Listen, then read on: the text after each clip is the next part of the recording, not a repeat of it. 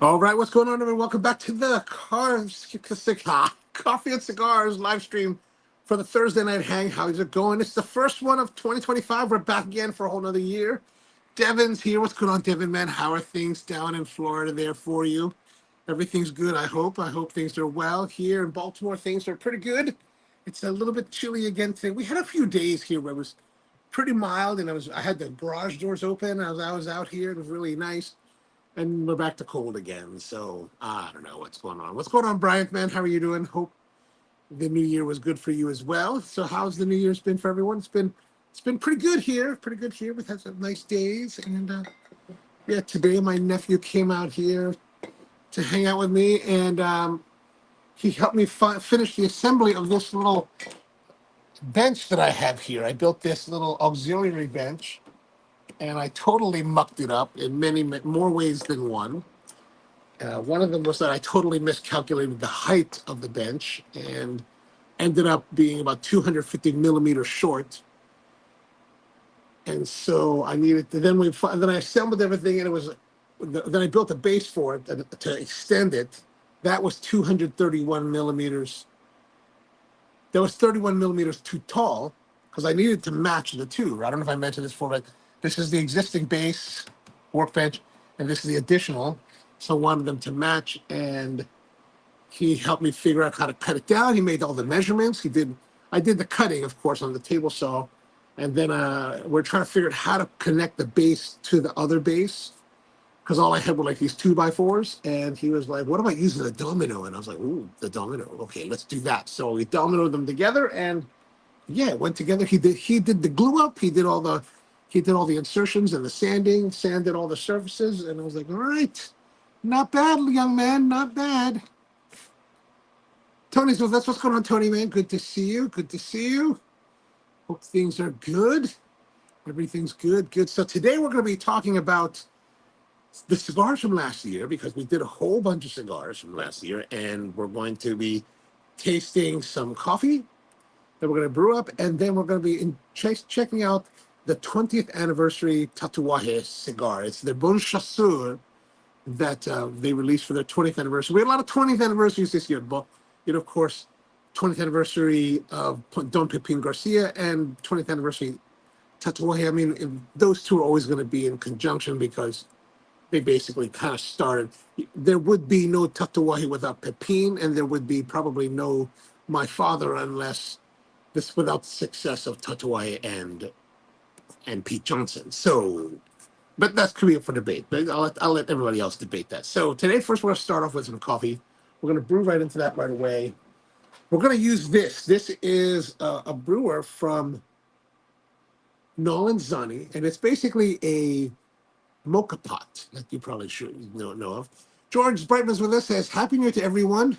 Not smoking yet. Still getting over about with no." Oh, no, man. I'm sorry to hear that. Gosh, I totally didn't know about that. I hope you're getting better.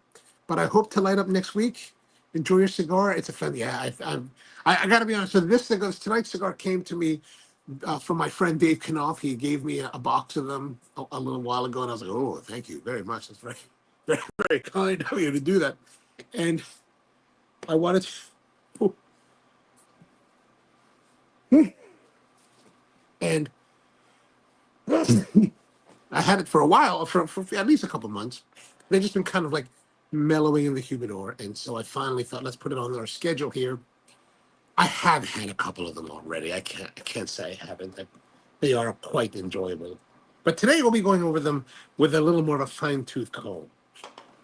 So we're doing this mocha pot-ish thing. And if you're not familiar with mocha pot is kind of like stovetop espresso. It's a two-chamber brewing device, right? Where you have the lower chamber, you put the coffee in, put the coffee in this little aluminum perforated holder, put the water here. Oh gosh, and then you brew them, you connect them, put the water, coffee, put them together, screw them together. I think there's still sawdust flying around.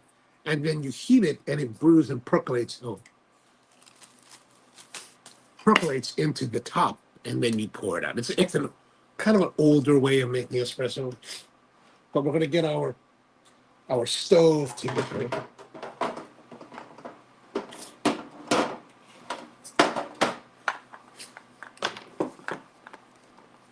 So get that all up there. Yeah, it was a oops. Yeah, it was a very nice gift. Thank you, Dave. I appreciate that. I don't know if Tony's with the boys tonight, but Dave's usually with them. And Devin says, "Get well soon, George." Gosh, oh my gosh.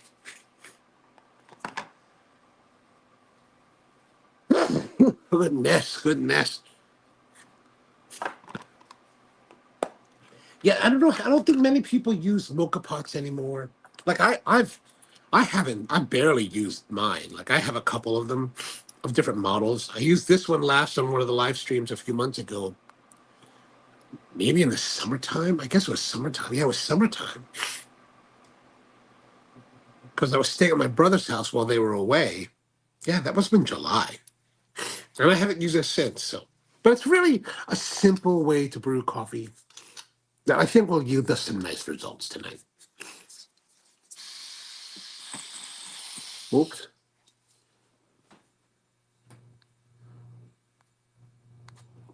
Aside from camping. And Devin says he doesn't think he's ever used one. And, it wouldn't be surprising if you haven't. And there's Justice Comedy says, Stone and Throne cigars. Oh, always good stuff, man. Those guys, I really like their Crook of the Crown Robusto. Very nice. Very, very nice. George says, typically I only use mine to brew espresso that I will be using for baking projects. Ah, gotcha. Well, if you get nice coffee, I think you'll be able to make something nice. Now, here's what you typically do. You put the coffee and the water in the lower chamber. And then you connect it all. And what the thing is that as the pressure, so the idea is that you're taking the water here, and the pressure builds and forces the water through this stem into this upper chamber to brew with the coffee. Now, as it boils and percolates, it forces it through this screen that has this gasket, right? And that gets pushed into the upper chamber through this stem, and then it fills up. The problem that I think with this type of brewing is that it gets too much. The coffee basically gets a bit over extracted because the exposure time of water to the coffee is too long. Because the moment you connect the two, you've sealed it and you're starting to build pressure. And the water, as the pressure builds, the water gets pushed up and pushed up and pushed up. But I think the better way to do it will probably be to heat the water separately. So we're going to heat the water in here, open. Then once it reaches kind of boiling, add the coffee, add that, seal them, and then continue. Now, the problem with this is that, well, you have boiling water in an open container, and now you have to add everything to it. So there's a level of complexity that will be added that could be dangerous. Like, you could scald yourself, harm yourself, things like that. So that is a bit of a problem. But we're going to try it anyway and see if we can get nice results. All right, so we've got our stove. We've got our lower chamber. We're going to get our water. I'm going to need gloves. I probably should get some gloves. That's a good idea. I know what I'm going to get. I'm going to get my special glove.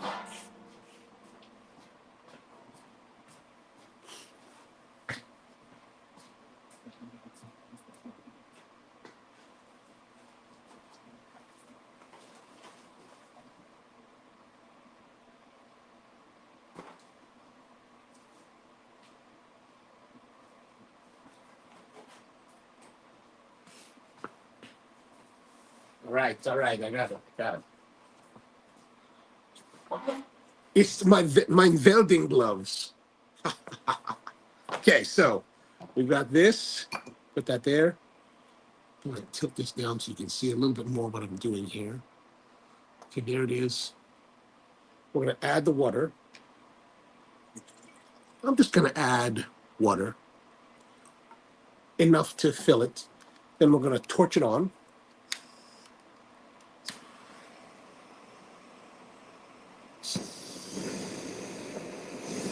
Well, that was a little bit surprising.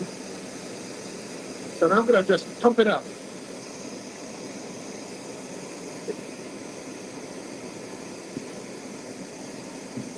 Now I've already got some coffee pre-ground. This is the Espresso 99. So I'm gonna put that in here. Oh, I don't know. Oh, I don't know how much to fit in really.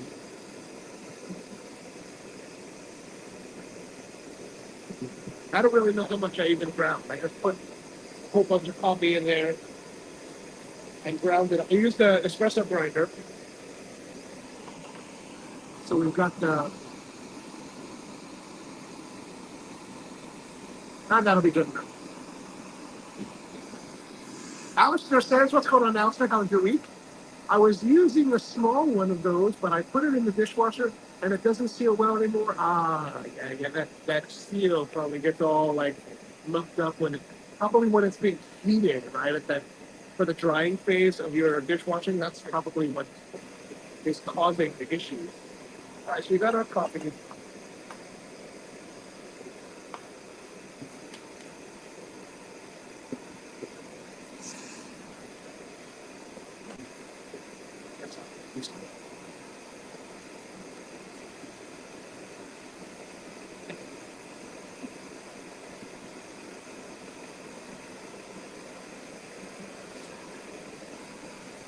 So we're just gonna wait for it to boil.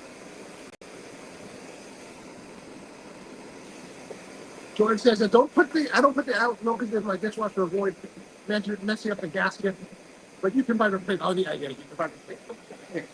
So that's a good way to recover your brewer. So it's starting to get a little bit boiling.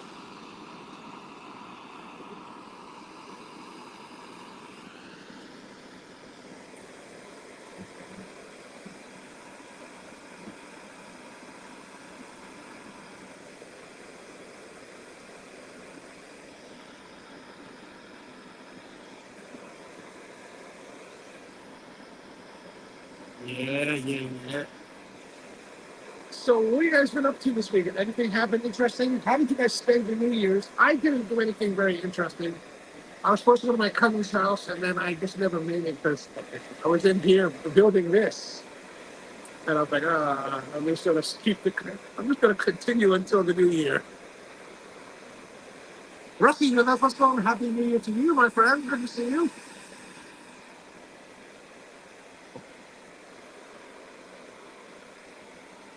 So it's getting there. We're getting some more starting to like boil or get hot.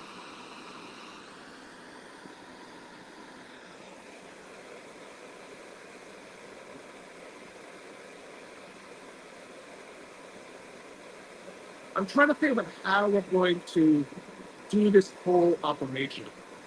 Once it reaches boil, what if everyone is I'm going to shut off the heat. Yeah, okay, so now it's boiling. Now we're getting good rolling boil. We're going to shut off the heat before it overflows. Okay, now we shut off the heat. Now we're going to add our coffee like this. Then we're going to make sure that there's no grinds on the edge of your pot there so that, now here's the part where you got to be careful because this stove does not have anything to positive lock your pot onto it. So now it's nice and snug. Okay, make sure it's centered so it doesn't fall off and we have disaster. And now back to flame.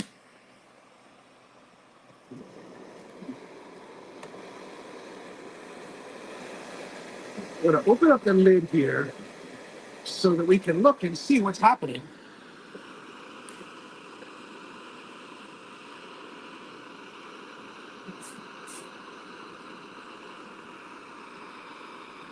What's going to happen as the water heats, it's going to move up and then come through the percolation.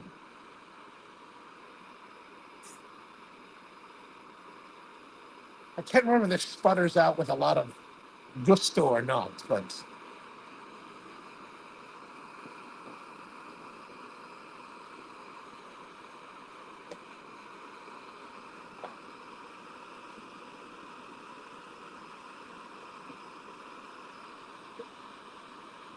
Okay, starting to boil, starting to get a little boiling.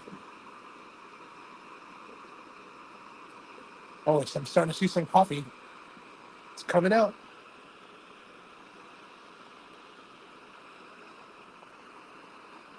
Sorry, it's all shaky. Oh, good Lord. Okay. Okay. That's getting dangerous now. It totally shot across. I got on my hand. Look at that. Like it's down here on the ground. All right, so that's a little bit dangerous. We're going to turn back the heat a little bit. All right, turn back the heat. We're going to retard the heat a little bit. See if we can. What kind of action we're going to see in here? Oh yeah. Oh gosh. It's totally flying out of there. Okay, so we're just going to let that totally boil over.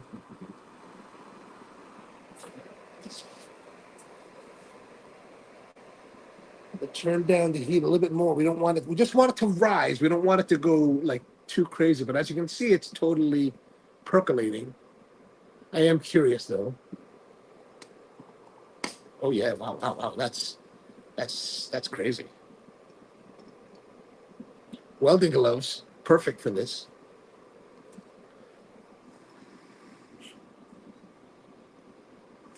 It might spray if you get too close. You're right. You're totally right. Then we'll lower the heat. And David's with us. Good call. Thank you, David. I guess we'll know. Turn this down a little bit more. Now we can. I don't know if you can hear the rumbling.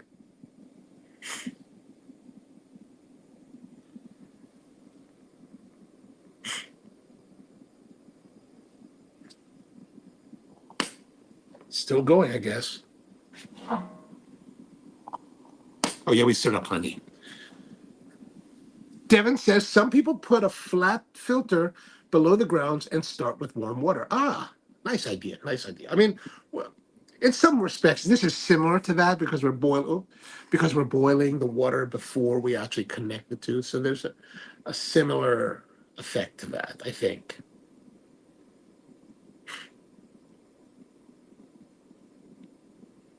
I don't know at what point it actually stops.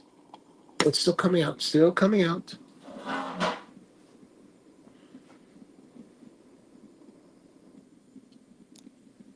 I think we could keep the. So I got the flame set very low at the moment. I don't know if you can see this, but it's very, very low. It's not. It's barely making any noise because I wanted to, just to keep it to just enough heat to keep pushing the coffee, the water through.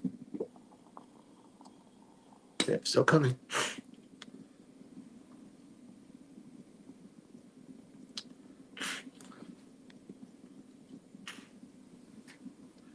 It says Cuban-style mocha coffee often uses brown sugar in with the coffees to get lovely caramelized sweetness, which offsets using the Bustelo. Ah, the lovely Cafe Bustelo, of course, of course.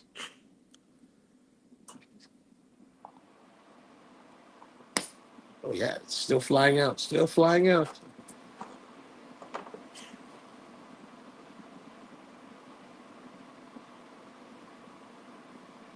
I don't remember how I know that when it's finished.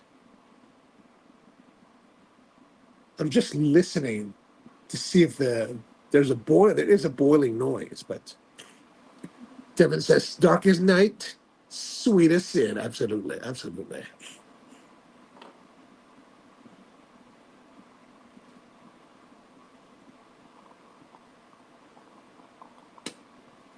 Snow coming out. Oh wow, it's really flying. There's a lot. It's probably about this full, so I'm gonna say it is full. I'm gonna stop it. Shut off the power.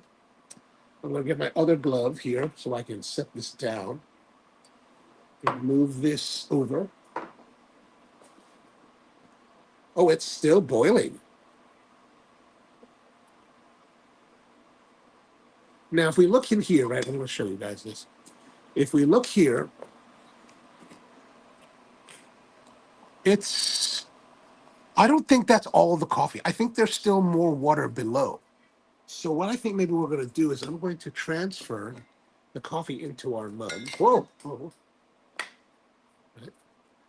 And, oh man, that is black thickness. Look at that. Oh gosh, that looks horrifying. Oh yeah, there's still more coffee in here. Wow. Wow, wow, wow. Okay, we're going back to it.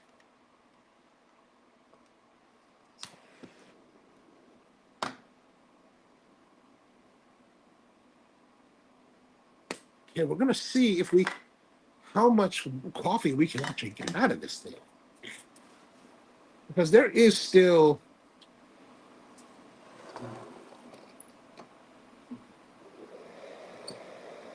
is more water inside the lower chamber. So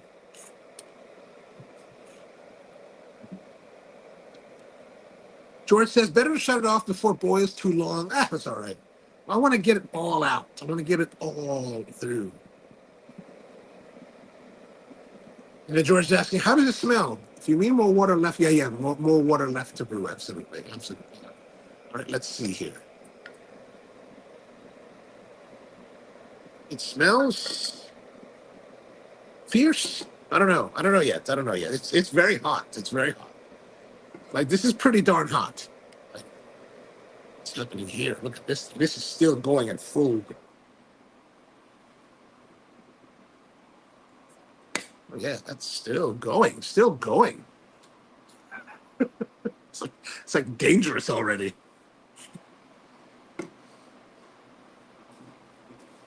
It's not the boiled linseed oil left on the rags that are going to spontaneously combust. This thing is going to catch on fire.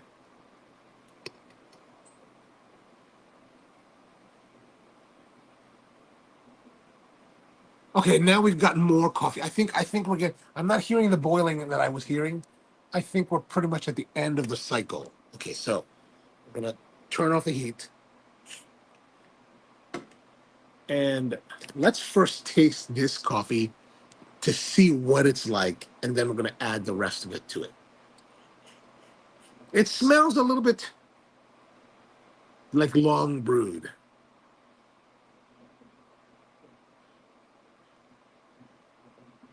I'm actually a little bit concerned about tasting it because it might be really hot, but it's really like it's this. It's got this like it's you expect from mocha pot, so dirty, like dirty color, like a lot of sediment is inside the liquid. So it does have that kind of. This is the kind of coffee.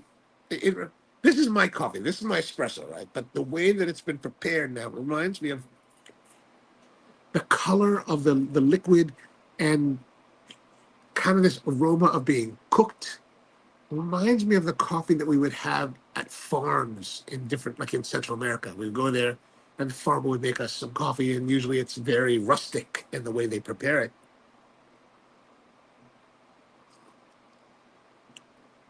Oh, baby. Oh my gosh.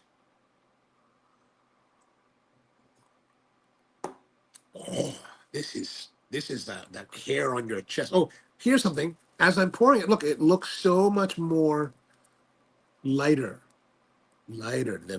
It's very light. So this is where we're kind of if we're thinking about ratioing coffee, right?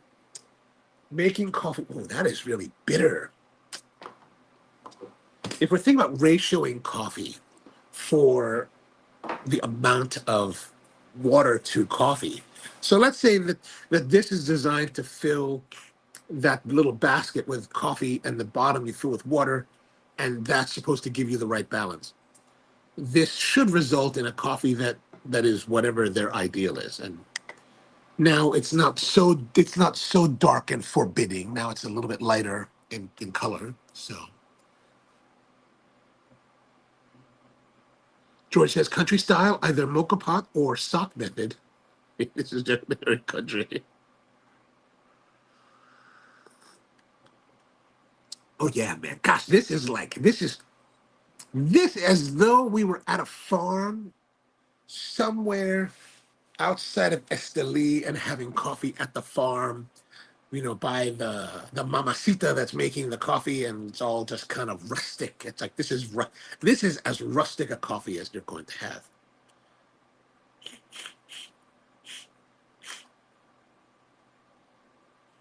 And it's so interesting. Like this is coffee that I make. So this is a coffee that I'm very familiar with, but the way that it's prepared now, the way that it expresses itself is it's as though it was a coffee foreign to me.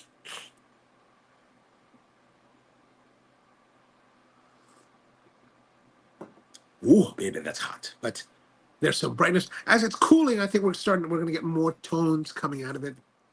Like in that last sip, comparatively to the others, it's getting a little bit more expressive, right? There's a little bit of brightness starting to come through the heftiness. And this one that I poured here in this is the concentration now is going to be different. Like this is the original pour, and then this is with all of it. So this is going to be heavier. Oh yeah. Oh, man, that is. Ooh, put hair on your chest kind of coffee. My gosh. All right, so let's get into it now. It's already, my gosh, already 25 minutes into this whole thing. We're going to go into our humidor. Thank you, Rusty. Still 2025, we're still rocking the Coffee and Cigars humidor. And it's still on the same Boveda packs that you gave to me, with when you gave it to me. But, of course, there are a number of other Boveda packs in here, so it's not necessarily apples to apples comparison. But let's get into our Tatuaje.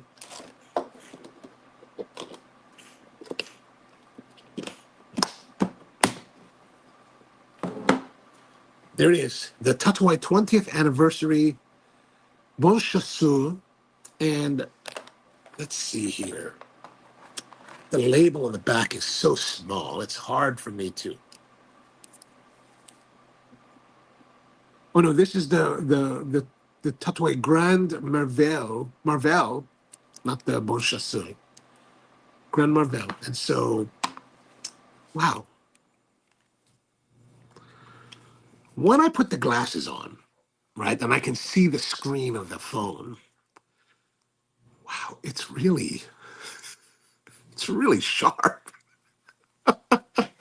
You know, I at first I had an ophthalmologist finally tell me you need to have glasses for reading. This is like maybe 6 years ago when I had the iPhone 10. And I remember I was like, oh God, really? I was like, oh, fine. So I got these glasses. And I remember I put these reading glasses on. And I remember looking at my phone and I was like, oh wow. Retina display really is something. And that just happened just now. Like I can see and I can read well enough. But when I put these on right now, oh man, it's like super sharp. It's like, wow, that is like the whole screen. It's like a whole nother world. But the problem is that these are just reading glasses. So if I once I get to a certain distance, I start to get like, oh, dizzy. George says, but usually with plenty of sugar and milk added. Ah, yes. Typically that's how we would have it. And George says, what you need now is a farm cigar. Oh, I don't know about that now. Like I remember one time I was in Mexico in Veracruz, and there was this guy selling like those kind of looked like a denobili type of stick on the street. That was definitely the worst cigar I've ever had. I was like, oh my God, that was really bad. Devin says, I like this one better than the thicker ring gauge version. Okay, I think that Bon Chasseur is the bigger one, right? And George says, the Obrador is doing great. Yes, man, it's doing very, very wonderful. All right, let's bust out our cigar.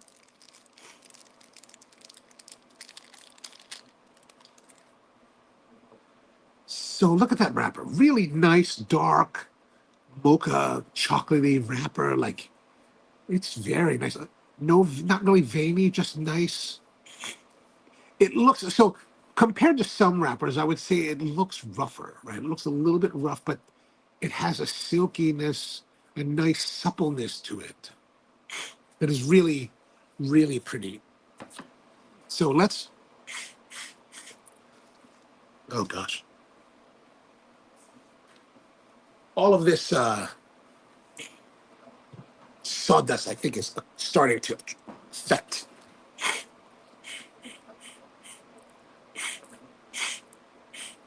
There's a light sweet spiciness to the wrapper.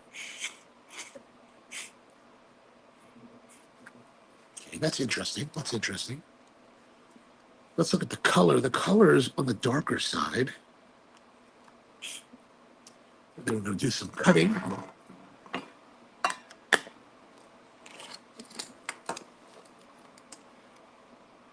This is a fader's cutter. Old school double faders.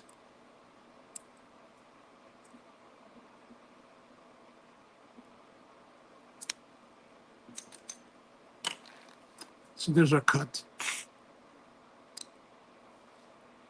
King CNS says, love all Tatuaje cigars. Hard to get here in Canada. Oh man, I'm sorry to hear that. I'm sorry. What part of Canada are you in there, King? Interested to know. We have a number of guys that join us on the regular from both Ottawa and Vancouver area. So always nice to see more of our friends from Canada. Yes, shiny. It's nice and shiny. It's a very nice wrapper leaf. Tony says, I'm smoking the same Tatuaje as you with the diet cherry Pepsi. All right, excellent, excellent, excellent. How far are you into your cigar, Tony?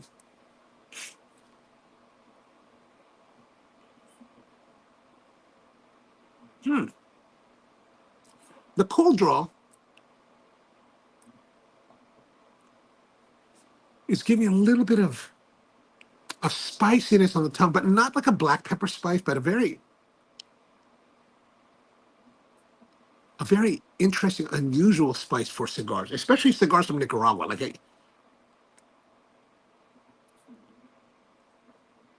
Almost like the sweetness of cloves is on the tongue.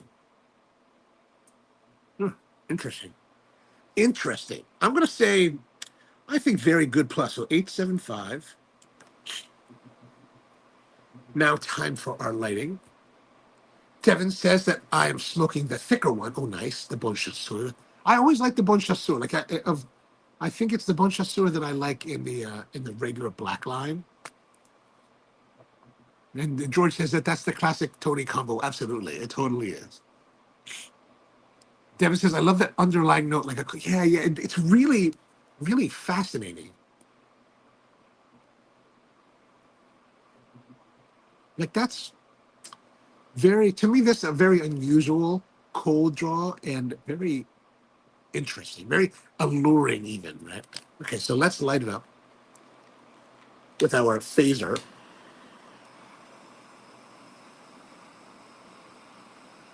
This kind of ridiculous flame, I have to worry about burning the camera too. Oh, it had kind of a closed foot. I should have looked at that tighter, but I'm just lighting it now. I'm just lighting it now. You can see a little bit more of it.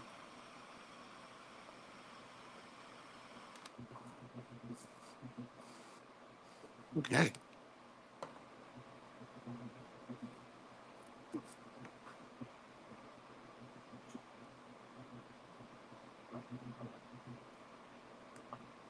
All right.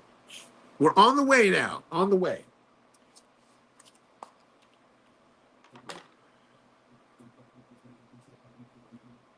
We're going to start having lingering smoke in here.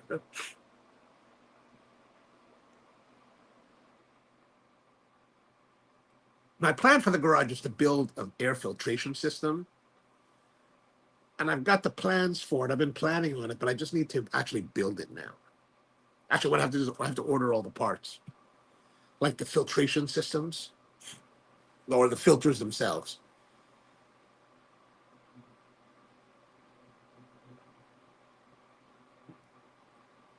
Okay, starting off nice. That cloveness. You know what it reminds me of? There is a spiciness, a light spiciness happening here that for some reason reminds me of BDs. If you remember BD cigars, I don't know if they're still around. BD cigarettes was that like grape leaf or something. George Brighton will know about this, but like a grape leaf or something that had like some. I don't even know what was in, but the girls I used to know, they liked that stuff. Actually, my one girlfriend, she used to like the BDs once in a while, but she really liked those Nat Sherman cigarettes. This is like in the 80s, right? She liked the Nat Sherman cigarettes that were like colored. They had colored sticks. And evidently at the time, we would drive down to, I don't know why we couldn't find it here, but we would evidently, I remember us driving down to Georgetown to go buy her cigarettes every once in a blue moon.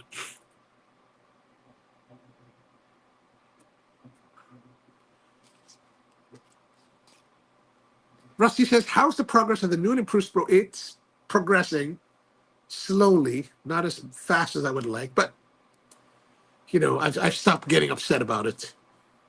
Devin says, tobacco leaf wrapper stuffed with cloves and I think other spices. Oh, the beaties. Oh, the beaties were tobacco. I didn't realize that. Were they like a South Asian Indian thing? Is that right? Now that I'm thinking about it. Whoops. George says you will need powerful fans to move the air. So I have been watching these videos on YouTube about something called the Corsi Rosenthal air filtration system. And basically, Corsi Rosenthal, these two guys, prior to the pandemic, came up with this idea of using a box fan, a 28-inch box fan, like the ones you get everywhere, and putting MERV 13, 20 by 20 MERV 13 air filters on them. And evidently, if you just put one air filter, it's too restricted. But the more surface area of filters that you put with this fan, by building a box around it, the better the airflow. It actually becomes very efficient. And it filters out down to 0.3 micron of particulates. So really, I've been thinking about that because I want to, like, you know, I'm concerned about dust, sawdust, the airborne sawdust here in this environment. So I've been planning on building that. But I was thinking at 0.3 microns, this is, if I remember the hype from other cigar-related filter companies, these are all, they also filter down to 0.3 micron with HEPA filtration and all that. And I'm thinking, well, you know what? Is it the same? Like it's going to be somewhat similar. So I was thinking, my plan is to modify it so you have these. So there's like 5 of these filters around the box, so you get the airflow. And then I was thinking on the other side of it,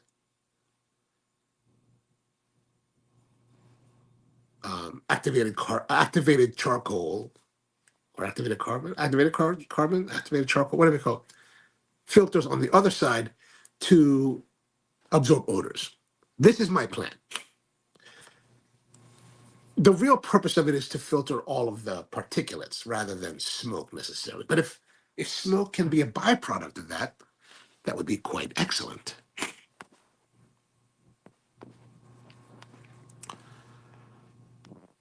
George says that beaties are illegal now. Oh, all right. Were they from India?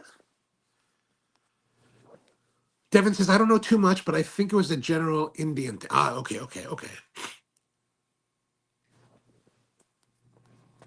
George says that no importer would agree to the master settlement agreement years ago, so they vanished. Ah. You know, actually, I think I had BBs somewhere downstairs. I think I have some in the humidor. I think I just have some left over from. I think what it was, I went to the IPCPR show many years ago, and I think I got some samples, and I think they're just sitting around from that, because I'm going to have to look into that. Oh, they are Indian made. Okay. And Brian's with us. What's going on, Brian, man? How are you? Good to see you. How's things? How's the new place? Hope it's doing well. You and Craig have gotten new houses.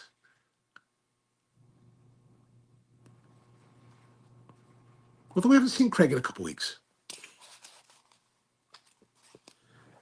All right, so the cigar coming along nicely, more medium-bodied, I would say. That clove-esque, I wouldn't say clove, but clove-esque spiciness is continuing.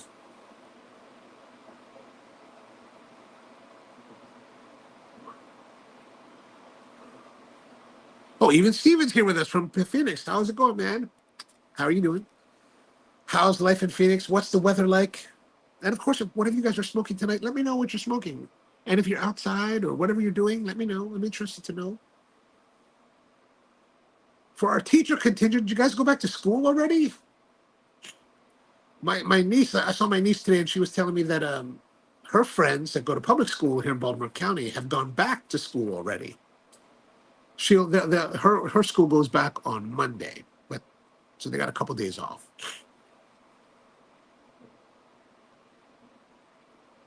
So when we were talking about that, I thought about you, Rusty, and George Shem.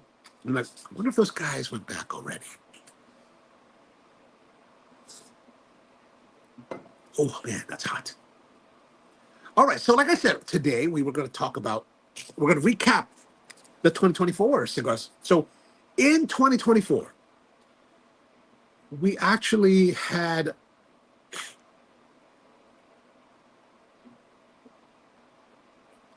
is that right? We did 36 cigars. We reviewed 36 cigars and reviewed and scored 36 cigars. We actually had 42 shows. Wow, really 42 shows? How did we miss 10 shows? Does that sound right? How many weeks did we miss last week? Last year. I can't remember. No, a couple of those episodes we did at Capital Cigar. And the ones we did at Capital Cigar was one of them was when Sean Coleman released the Roma Craft Lightweight Heavy. And then when Reinhard Porek was here back in February, and we were smoking, hanging out there, smoking multiple cigars. And I didn't score any of the cigars we did there because, it just wasn't that kind of environment. It just wasn't a place to sit down and really, give our full attention to it. So we just kind of hung out and did stuff. Same thing, I think. Oh, that was the same thing when we were at the Davidoff, Milan Robusto. We did the anniversary when we were hanging out up in New Jersey. And I think also we did that same thing when we were down at, I don't think I ever recorded that. So maybe it is 44 or more. But when we were in, what's it called? Down at Old Virginia Tobacco down in Alexandria back in April. But so we had those, but out of that we ended up doing 36 reviewed cigars. Oh, Rusty says today was the first day back. And how was it? Was it good? Was it good or was it terrible? And the cigars that we reviewed ranged anywhere from a low of 68, cigar number 36, or the lowest ranked cigar was at 68 points. And that was the Cusano 18 Maduro Churchill from episode 190 on May 2nd. And so that was a little bit, I don't know, I can't remember what that was like, but Devin says I'm outside in leather. Wow, really? I don't know how to take that. Now that you say clove, I'm getting the BB note. Also I give vanilla. That's a good one. Vanilla's a good one. I would agree with that. And I'm glad you're smoking the cigar as well. I'm glad to see more of you are joining me with the cigar. I'm really interested to hear what you think about the cigar as it progresses for you as well. Brian says, what is all that stuff on the wall behind you? It looks really interesting. So these are just some of the tools. We have a bunch of measuring stuff here, like over here. There's a bunch of rulers. It's just rulers, nothing really too interesting. There's an axe. My still axe is there. Parallel guides from Festool. Yeah. So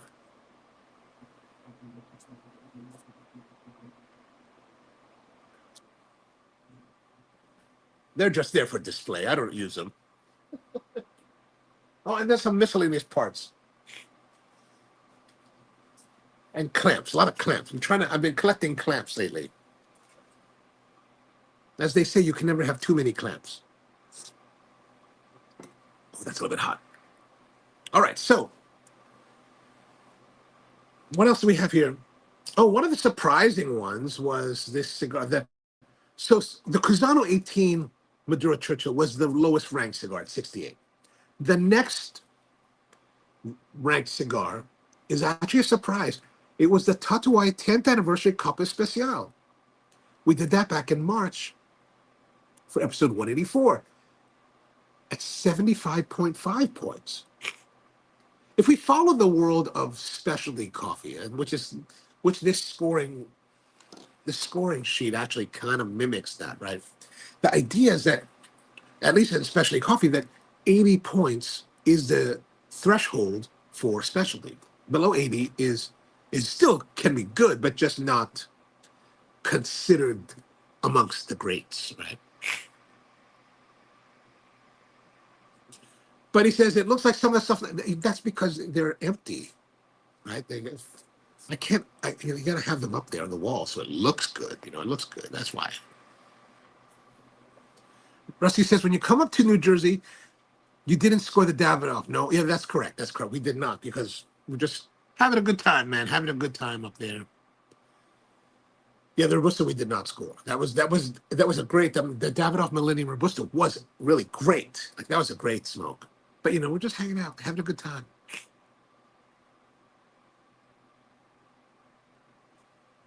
Actually, this is quite nice. A little bit of creaminess now, I think. So I'm still with that light spice with the beady, that clovey kind of note. A little bit of the vinegar, the vanilla, not vinegar, the vanilla that Devin's talking about. And I would say like now I'm starting to get a little bit of creaminess to it as well.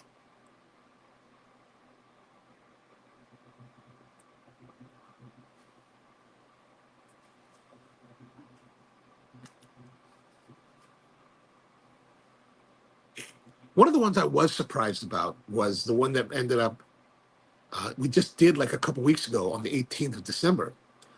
Because we kind of ended last year with kind of some powerhouse cigars, right? And I really thought the Ferio Tego would be real amongst those, and I was really surprised that while it did rank over 80 points, it just didn't hit the way that I was really hoping that it would.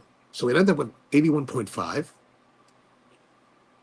Also, another little bit of surprising cigar was back from February with episode 178. We did the Perdomo 30th anniversary Maduro Toro, and that only got 80. And I was like, oh.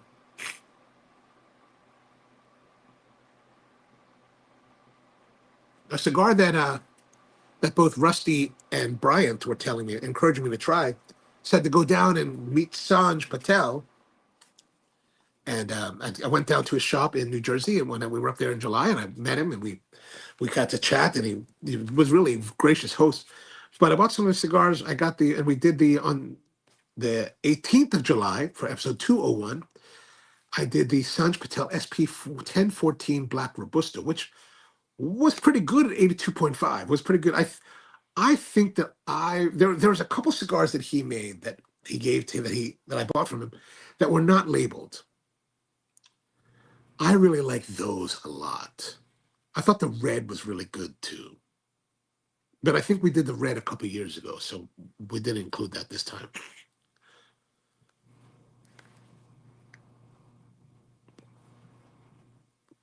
What else we have here? A little bit of a surprise, or maybe not so much of a surprise, because now we're passing into 83, right? So the La Aroma de Cuva Pasión Robusto from May with episode 191, we did 83.5. So now once I think when you get to 83 and up, it's starting to get like this is the good range, the solid range of cigars. Because historically we don't have a lot of cigars that are in the 90s. Like a lot of other cigar places will talk about 90s, 90s, 90s, but high 80s and into 90s are very, very rare. And I think that's how it should be. I think it should be very rare, a difficult level to achieve, I think. Devin says the good ferios are the $20 ones. Ah, what a shame. Well, maybe we'll get to those. Maybe we'll get to those this year. We have 52 weeks, so there's plenty of time for us to try them. Then the Robocraft Aquitaine EMH Frenchie came in at 83.5. There's one that I recall now that we had back in June called the Jeremy Jack JJ23. Oh, this is one that I picked up at that place outside of King of Prussia, the one that Tony knows, the owner is to, that cigar shop. I was there and I picked that cigar. I think I picked that cigar up there. One of the kind of like darlings, I think, of cigars, the Arturo Fuente Rare Pink that we did back in September, that got 85 points. So that's a solid, I think a decently good score. Although when you think about these cigars that are supposed to be like super rare from these like super premium producers, I kind of would expect that they would be more performing, right? George is with us. What's going on, man? How is school back again? Rusty says that they went back. They started today. Did you start back as well today? Devin says if you try Alfonso, it's like Panama geisha. I'm presuming. Oh yeah, Panama. You do say Pan. I was like Panera geisha. Panera geisha. A whole nother experience.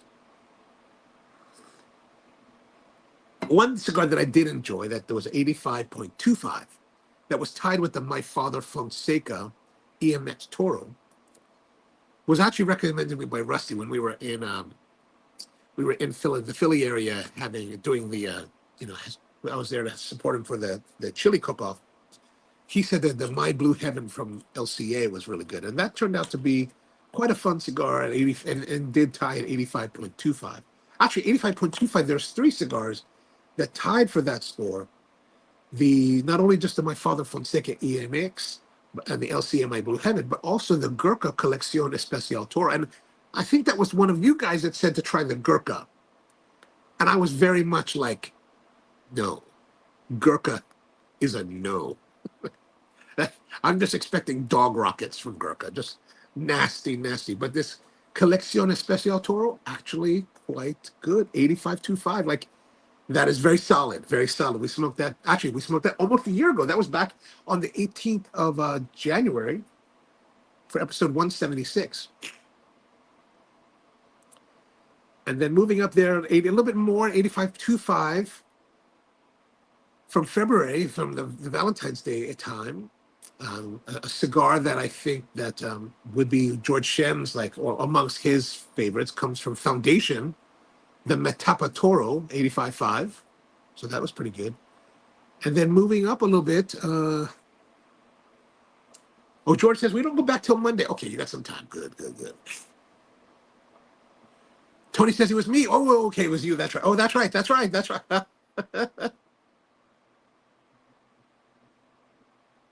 I was very surprised. Very, very surprised. That was a good time. That was a good time.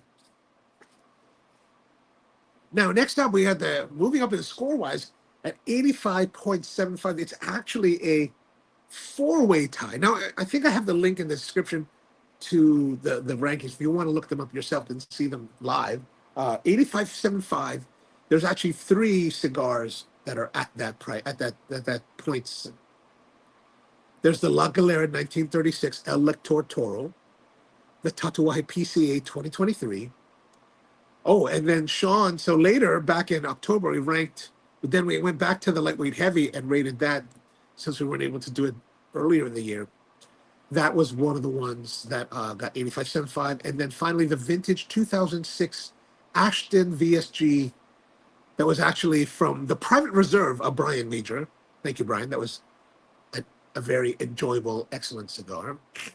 Brian is kind of like the aficionado of Ashton VSGs. He has this whole thing where he's like, if I sample one at the store and it tastes like tropical fruit, that is the one to buy. And evidently, once he tastes the tropical fruit, it's like a mad dash to buy as much stock as possible from that batch.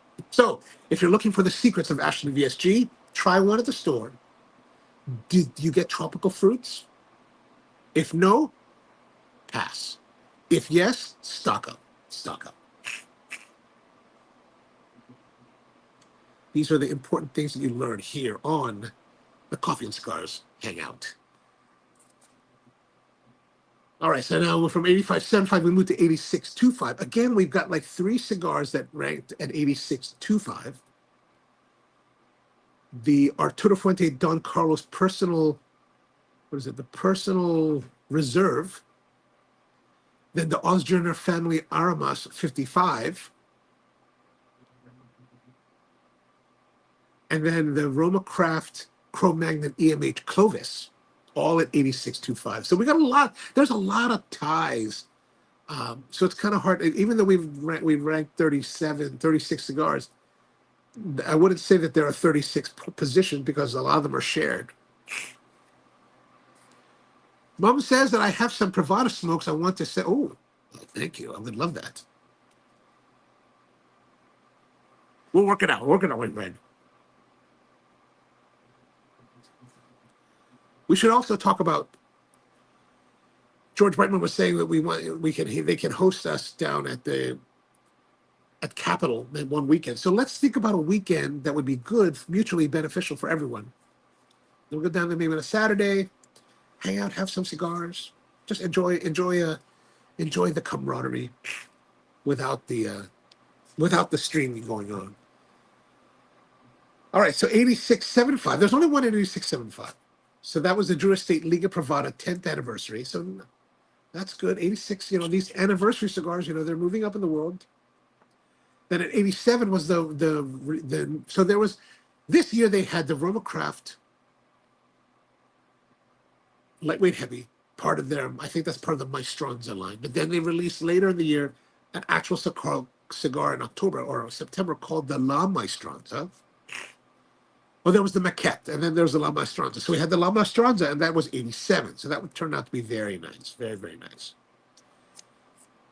Then just last week we did the My Father Garcia Toro Extra, which actually tied with the Diesel Vintage Robusto. Like, if you were to tell me like a year ago that, you're going to find Gurkhas and Diesels really great, I would have been like, I would have looked at you with haughty derision.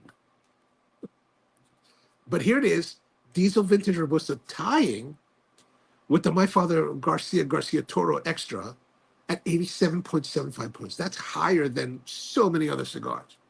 Higher than the rare pink from Arturo Fuente. A Diesel.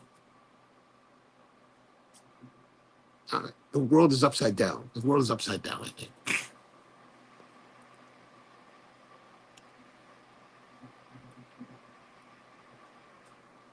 Devin's asking, Mom, have you tried the Pinnacle? And Brian says, if I came in the monthly box, I did. That's how I was when I had the farm stuff. I'm just trying. I don't know what it is anymore. Devin says, my schedule got super stocked because of Christmas gifts. Maybe next round. Oh, yeah, man. That's the problem, man. You get all the Christmas gifts. How can you keep up with personal buying? Mom says, I'm not good with the names, but pictures I do remember. Nice. Uh-oh.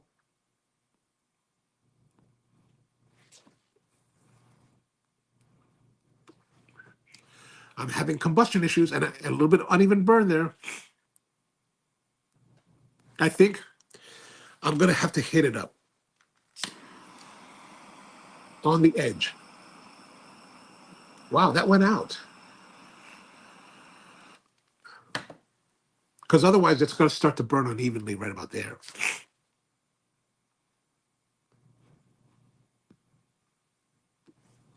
Okay, better. Hey, Steven, I got a question for you. My friends and I have been talking. We've been going to Harbor Freight lately because Harbor Freight has some pretty good deals on certain items, like these towels. These towels are 99 cents now right now with the coupon from the Harbor Freight app, right? So I was like, oh, I'm buying more towels. My friend was telling me that he's been watching these videos. I haven't seen them myself. He's watching videos on YouTube where, see, the screen looks fuzzy when I do that. That Harbor Freight icon tools are equivalent and sometimes better than like Snap-on and Mac. What are your thoughts on this? You are a mechanical professional. I'm interested to know what you think. They actually have a pretty good deal going on this week. Until the 12th, they have this dead blow hammer, Icon dead blow hammer. They're 32-ounce big hammer. I think it's like $40 normally. It's like $24, $25. I was like, ooh, I need to go buy that. And they had another deal. They have these deals online, right? They had a deal for this Icon light. I think it's like a $50 or $60 light, and it was like $20 or $25, whatever it was. But I was like, it's magnetic, and I was like, oh, that looks cool. I need that. I need a raking light, so it's pretty. Oh, and kind of weighty, but I don't know. What do you think? I'm interested to know what you think. You are the pro in this world. Another one that I got last week, they have this Braun. I think it's like $30. Now it's like $20 if you get the coupon on the app. So it's got this It's got this light, right? And it's got like a couple modes, a little thing at the end. But I'm using it, as a raking light, right, to see like the surface of the wood. Actually, I was reading about people using raking lights. And I was like, huh, does that work? And I was looking, and I got this, I got a light, I got that one, and I was like, oh yeah, that does. I was like, oh yeah, I can see that it was really, I can see that my craftsmanship is really weak. Devin's asking, Mom, it has the big double band white background. Ah, okay. And was it recent? We wonder, was it recent?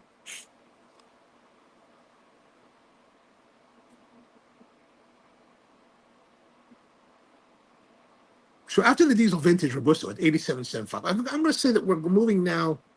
Now we're actually moving into the very top level of cigars for the year. Right now we're moving to 88. These are the 1, 2, 3, 4, 5. Yeah, now we're in the top 7 cigars, right? Top 7. So 88 was the Ashton Heritage Puro Soul Churchill. We did that back in August at 88. Then above that, in number 6, is 80 at 88.5 was the Perdomo 10th Anniversary Epicure Maduro. And that was actually recommended by Tony. So great recommendation, Tony. And a couple of times, like Brian's, like the cigar Brian had, that's a vintage like 2006 cigar. And then we had a couple that were a little bit older. I tend not to do the older cigars on the show because it's like, well, can you even get them, right? But this one was gifted to me by Raul Gupta, who is the owner of Tobacco Leaf in Jessup. And this is what he gave to me on my 50th birthday. We did this back in November. The Padron Family Reserve number 50 from 2020, from 2019. Wow, 2019. Good Lord. Long time. That got 89.25. So getting right on the cusp of 90. Like I think 90 is like super like, oh man, that was crazy good. That's crazy good. Oh yeah, so that cigar was in the December box. Gotcha. Steven says that's real correct. That's correct. Real close in the wrenches, but not the ratchets yet. But this year coming will be up to the task. And Icon scored equivalent on the nylon nut test. Oh. Yeah, my friend Matt, man, he's part of that insider track club, which I'm not because you got to pay to be a member there. And they had a special last month where on 2 separate occasions, like it ended up being majority of the Icon tools were like 40 or 60% off. Like he went to town and we're like stacking up like shopping carts full of Icon. I was like, wow, dude, that's crazy.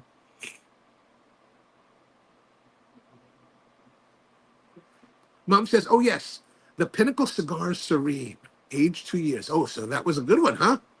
I have to maybe see if we get some more of those.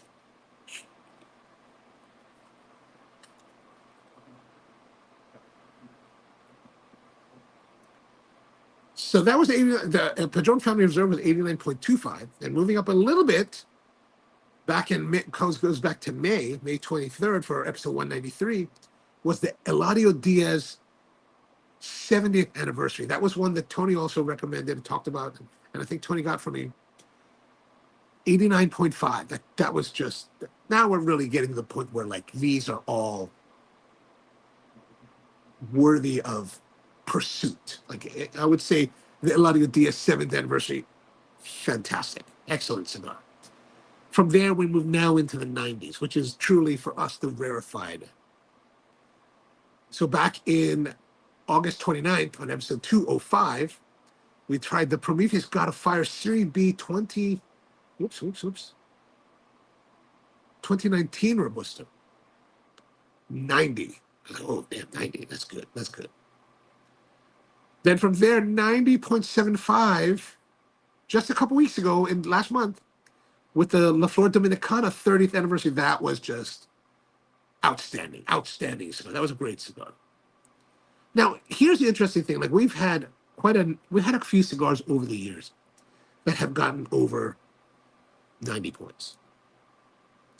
90 is extremely difficult for us to achieve with our scale. And I have records going back now really to 2022. I don't think we really started getting serious about making, scoring, and formalizing scoring until 2022. And in 2022, no cigar that we smoked hit the 90. And we did how many cigars there? We did 43 cigars that year. The highest ranking cigar of 2022, which I thought was really excellent, was the Davidoff Year of the Rabbit 2022. That was 88.25. Finally, in 2023, that's when we started to break the 90 barrier. So for 2023, the second highest ranked cigar of that year was 92.25 with the Don Pepin Garcia 20th anniversary Toro. So again, the 20th anniversary,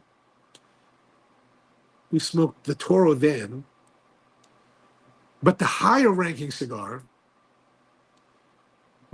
and the highest ranked cigar at the time was the Mir Master Blend Churchill that we smoked back in June of 2023 at 93.5. And that has reigned supreme over all the cigars that we've ranked on this show for the entirety of its existence.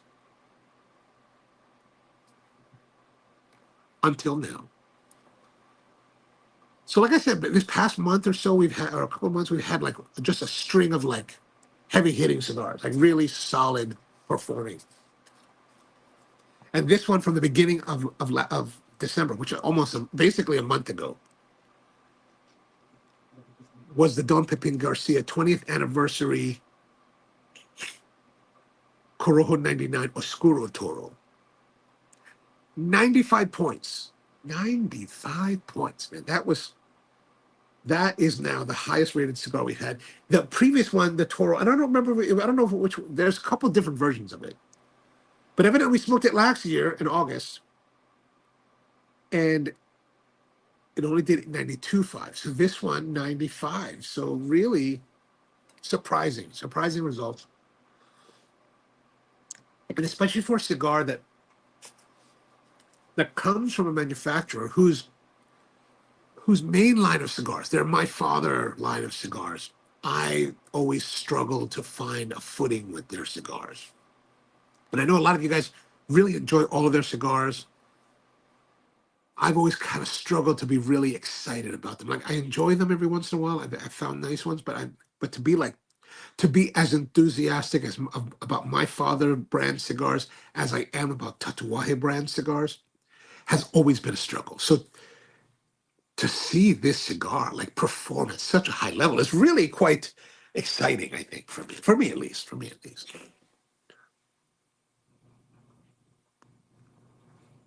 So I'm interested to know, because I know all of you guys smoke a lot of cigars as well. So, and perhaps you guys are not necessarily doing formal evaluations of them, but I'm interested to know over the past year in 2024, what cigars stood out for you? What's your outstanding cigar of the year? Is there one, or if there's a couple? I'm interested to know. Drop them in the comments. I'd like to know what you thought was your best cigar of the year.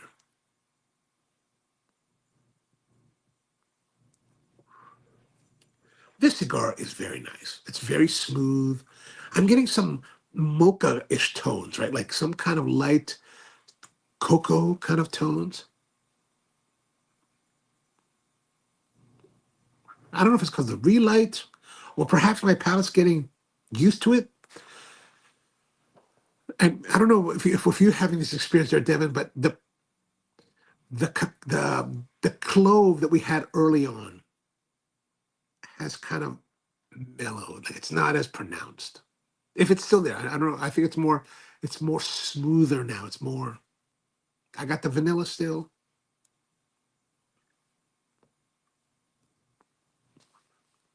It's quite enjoyable, quite smooth. Like it's really smooth. Like I think it's very smooth, very lovely. And the construction wise though is not as it's not as solid. Like if you look here, I have not tapped my ash, but it does. The ash is just kind of falling off, and it's kind of falling on the table. So it's not hold. It doesn't structurally in this respect. It's not. It's not like that long kind of like ash that you get with with other smokes, but it's been very, very, very, very good. And I'm going to say we're finished with our first third. So the first third, we've had good, I think, medium bodied. I think it's been very good plus, so 875. Flavor wise, I think it had really, that clove was really lovely. Like, but I don't know if I would say it would be excellent. I would say 875 again.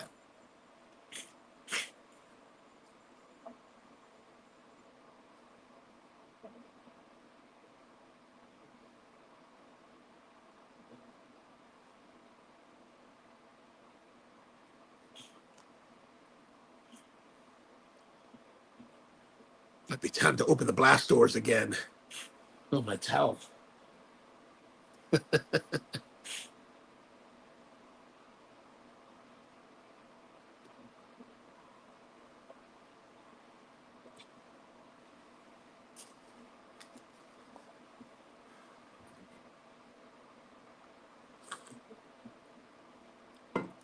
The coffee has kind of mellowed, right? It's not it's kind of pleasant. Like it's cooled down a bit, it's mellowed a bit. It's rather enjoyable. Perhaps not as dynamic as it is as a espresso from the espresso machine,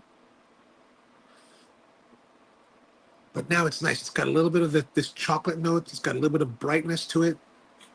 It's a different experience than how I normally have it.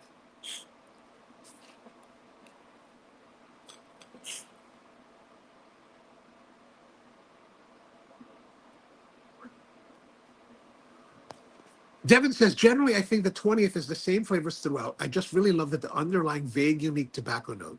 Oh, I totally hear you on that.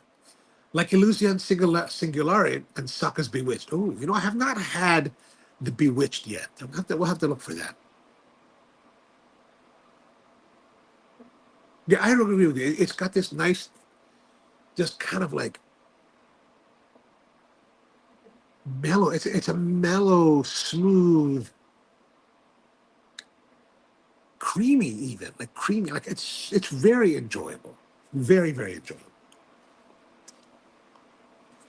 I don't know if I would describe any of the characteristics as I would say they were excellent, but they're really good. They're very good, very very good. Alistair says that the LFD Double Ligero Maduro, the La Barba Ricochet Mexis Soul Blue Wrapper. Oh, we did a La Barba. Was that last year? I remember. I thought I remember us doing a La Barba. Or maybe it was 20. Oh, I think it was 2022 when I was in Ohio. I think I picked up. Yeah, there it is. The La Barba. We reviewed that on October 20th, 2022. 8675. The La Barba Ricochet, but I don't remember if it was the Nexus Soul or not. And the Tabernacle Maduro were probably my favorites of the year. Ooh, very nice, very nice. Gosh, I don't. It's odd. Like I met Nick Miller quite a few times. I know he makes nice cigars. I've enjoyed his line of cigars, but I don't tend to think of buying his cigars when I'm out. I wonder why. I have to try. I have to remember being more conscious about buying his cigars. I do like them, and I know that George is a big fan of the Wise Man cigars.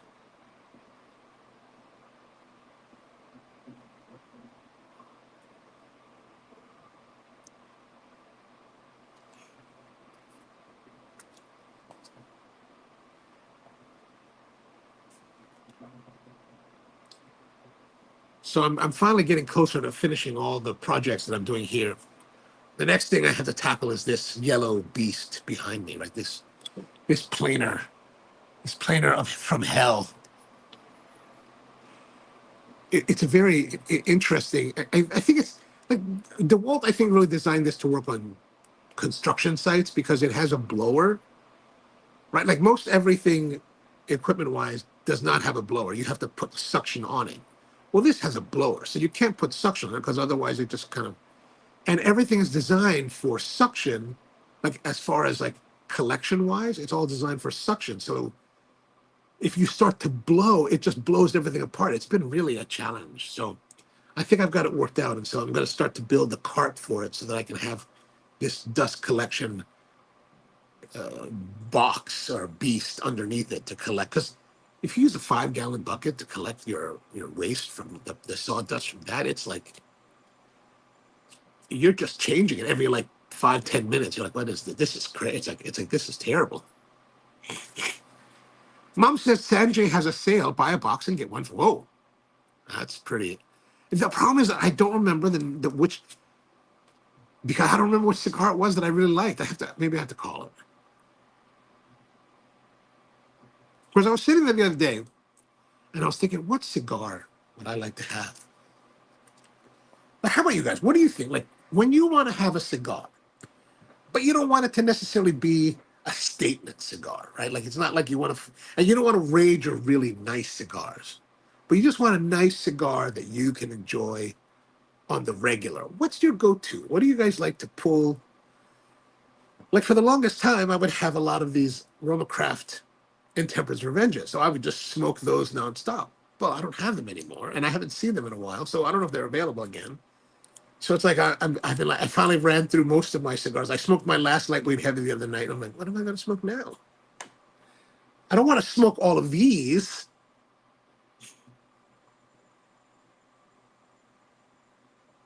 Not that this would be a bad thing to smoke on the regular, but it is lovely. I'm getting more cocoa notes, cacao notes still, light cacao as well.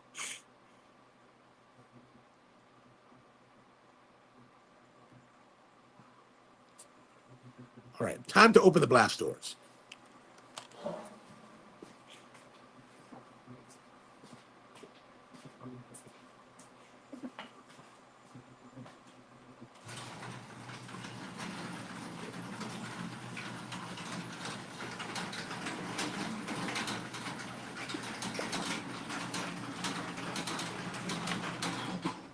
The problem is that, of course, it's cold. Like, I think it's supposed to be pretty darn cold. It's windy. Like, I don't know how it was for you guys, but yesterday was super windy. Like, it was so windy, like it nearly, I thought it was going to blow the window in yesterday. I was like, man, crazy. Tony says that he enjoys the Tatuaje Black Label, Corona Gorda, or AJ Fernandez Bella Art Short Churchill. Oh, nice, nice. Have I had that Bella Art? I think I might have had that Bella. But that Black Label, man, that Black Label. I like in the Black Label the Bellicoso one of that. Man, I don't want to buy any of those because I want to suck those down. Mom says that the AJ Last Call Maduro is the everyday cigar. Oh, AJ Last Call Maduro. Oh, and George is now having the AJ. Wait, 3 comments, all AJ somewhere along the way. I've not had the AJ New World in quite a while. I think it's been a couple years, I think, since I've had that New World. I will have to reinvestigate that. And Mom says that the Perdomo La 23, that actually is a nice. I wonder how much are those now? Like, I used to get when we were at Faders, now, 5-6 years ago, I would buy that because it was like it was under $6. And I was like, the Lot 23 Maduro was actually an enjoyable cigar. And at $5, it was, or $5-6, that was a cigar you could enjoy daily. But I'm curious to know how much they are now. Devin says, for all the difficulties I had in 2024, cigars were not one of them. Oh, excellent. Too many beautiful ones to name. The best for me was Davidoff number 1 LE. Ooh, very nice. Alfonso and a gifted Cohiba Siglo 2 for the 90s. Whoa, in the late 90s. You know, I remember when the Siglos came out in the mid 90s, or sometime in the 90s. I had the Siglo 6. Holy moly, that was so good. Like, it was epic. It was an epic cigar. The problem with the Siglos that I found was that they were, even back then, they were wildly expensive, commensurate with the other cigars in the world. And then it became like you just didn't know if they were going to be good anymore. And you're like, oh, man. But I think if you get one that's money, like if you get Cubans that are money, man, it is such a pleasure. Such a pleasure. Evidently, the story is that there's no real there's no like separation of factories that make the cigars, so they get all factories can make the cigars of any line, and then like let's say a batch of like Monte Cristos will be made at one factory, and they receive tobacco. This is my understanding. I could be totally wrong. And they make the cigar, and it's epic. Like this one cigar that we had, that the one Monte number two we had a few years ago, oh, quite a long time ago. Oh gosh, over 10 years ago, was epic, like monumentally epic. Other ones after that, terrible. Dog rockets. Well, not dog rockets, just lifeless, flat.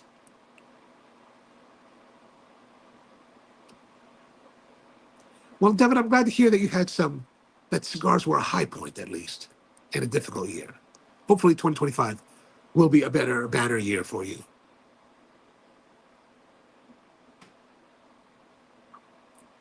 2024 was all right for me. It was not bad. Not great. Not bad either.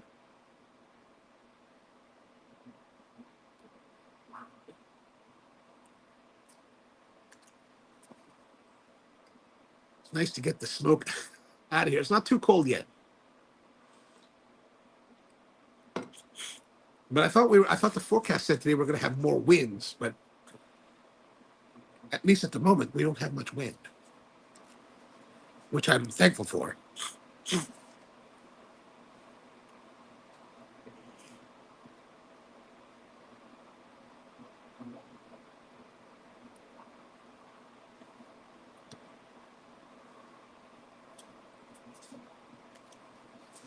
So how is everyone's cigars coming along? Like, what do you guys think about this? Those of you who are smoking the Tatuaje, what do you think about it so far? And how far are you? Like, are you pacing at the same rate that I am, or have you finished? And what do you think about it? I think it's very good. I think it's a very good, solid, enjoyable smoke. Worth buying.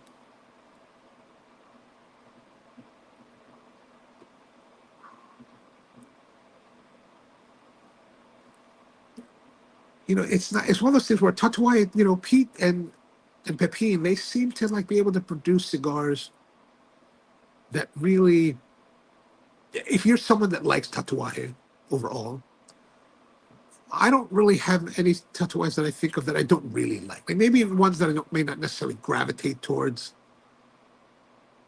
Like those Mexican ones, man, they're okay.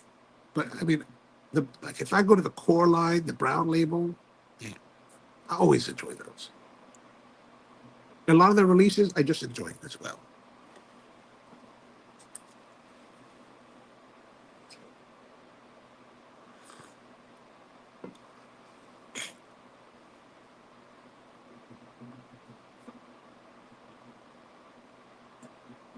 Today's the second, right?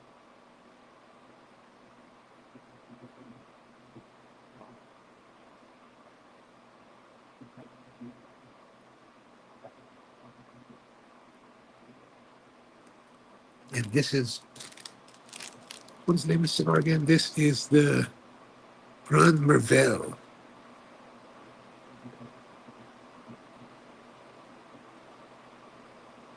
Okay. Lot 23 says, Mom, is about $7. Okay, that's not bad. That's not bad. It hasn't gone up a lot over the years. Tony says, very good plus so far, almost finished. Yeah, I think we're definitely in the same boat on this. Devin says, last third for me for $13 to $14, the great smoke. Yeah, totally. I mean, I think it's a very enjoyable, worthwhile smoke. Oh, this is nice. It's nice to have the discussion about the cigar as we go. I think that's really great. Which reminds me, I don't know what we're going to do next week, so I have to figure that out still. I want to take the band off, but it's held up very well. It has the ashes have kind of fallen off, but overall, it's been very good. It's been very good, very very good.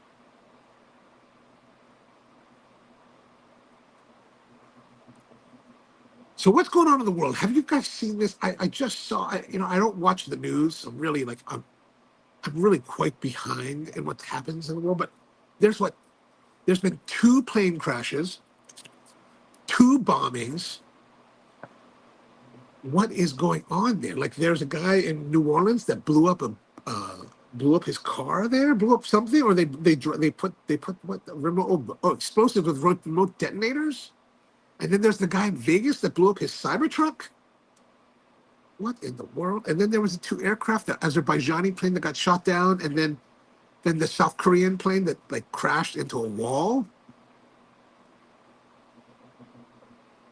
And did you see with the South Korean crash? Did you see that there's two survivors? And this is what I always knew about, right? When you're amongst these frequent flyer people, we always talk. There's always kind of macabre discussion, right? And even though we might get upgrades into first class, we all know that first class is pretty much where you're first to die, right? You're first to die. If you get into a crash, you're almost guaranteed not to survive. But those who sit in the back of the plane, they have a better chance of living. And evidently, these two flight attendants that survived because the tail of the plane broke off and was flung away from the rest of the aircraft. I was like, oh my gosh. I can't imagine how bad that's terrible. It's like that time when that Asiana, South Korean airline Asiana, the 777 crashed at San Francisco airport. Like, it came down the glide slope too far and it hit the embankment before the runway. And I was like, oh my! I mean, you're coming in for you're traveling in a large aircraft at about 150 miles per hour. Like the last, like you probably been if you floated big, you probably had like a hard landing, but like to actually physically slam into the ground and like bust apart, that is just horrific. And then that one lady got ran over after she got out of the plane. So a lot of people survived the Asiana crash. But evidently, the fire engines responded and they pumped out all this foam. And this one woman was walking in the foam and got run over by an engine. And I was like, oh, by a firefighting apparatus. And I was like, oh my gosh, man, terrible.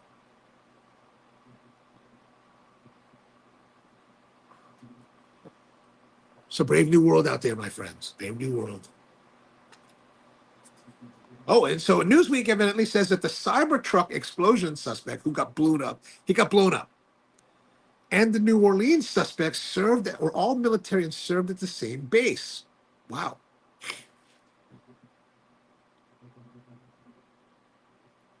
And evidently the guy that was in Vegas was a Green Beret, so I guess he had explosives knowledge and used that to blow himself up.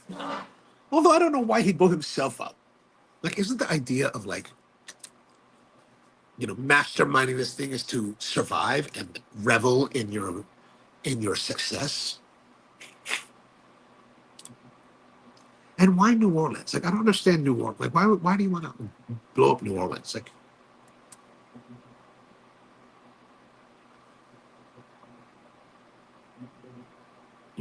so it's getting cold. It's going to get colder. We're getting the Arctic outbreak this week. So you want to get ready for that, especially if you're up here in our area or north more. Every night it's going to get really cold. What do they say here? Arctic outbreak will spread from the northern plains to the south and east in the days ahead, leading to exceptionally high probabilities of below normal temperatures. Now that's great. That's just brilliant. What does that mean for temperature-wise? Like, how cold is cold? Do I need to buy more propane? It's already bad enough to be out here. So below, oh yeah, we're going to have below, but it doesn't say how cold it's going to be here.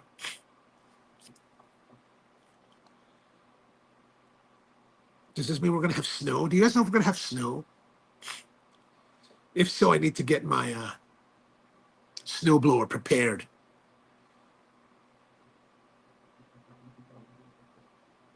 One thing I'm glad we're not here, at least here in Baltimore. I'm glad we don't live in a place like Erie, Pennsylvania, or Buffalo, where they have that lake effect snow, where it always is snowing. There's so much snow. Like, that sounds terrible. But one of the things I think about snow is this, right? Like, here in Baltimore, we get snow every once in a while. We didn't get any snow last year. I don't think we had snow for the last couple of years. Oh no, we got snow last year because the day that it snowed was the day that the guy was coming to repair my snowblower, and he couldn't come because he couldn't make it. And I was like, well, okay, this doesn't do me any good. And then it never snowed again. But what I wish for here, right? Like, okay, if it's going to snow, it's going to snow. But the problem with Baltimore is that we're so temperate in that it snows. Oh, wow. George says 3 to 6 inches of snow Sunday night into Monday. Oh, gosh, now I got to go buy gas. All right, got to go. I got to do that. Sunday night into Monday, not yeah, why would you be happy about that? But here's the thing. So, like, I see these parts of the world where it snows and then it's a white wonderland for like maybe months at a time. I think that's kind of awesome. Like, I would like to have a white world for a few days, or at least a week or 2 weeks would be nice, right?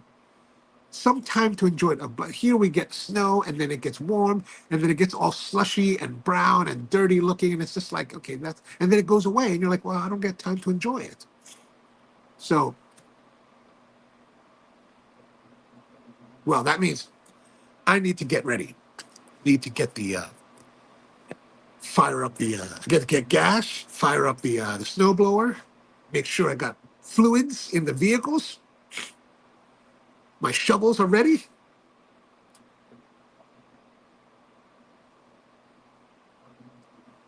Snow Sunday night. Good Lord. This is the worst. See, Devin, you don't have to worry about these things.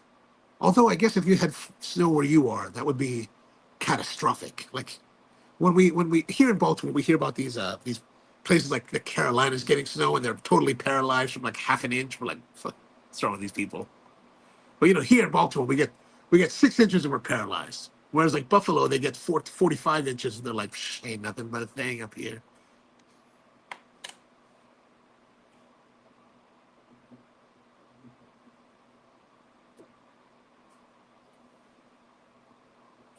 All right, so I think we're past our second third, and I think I have to agree with Devin. I think that it's a very consistent performance. So it's changed a little bit, but performance-wise, I think it's very consistent. I'm saying 8.75 for both the flavor and the body.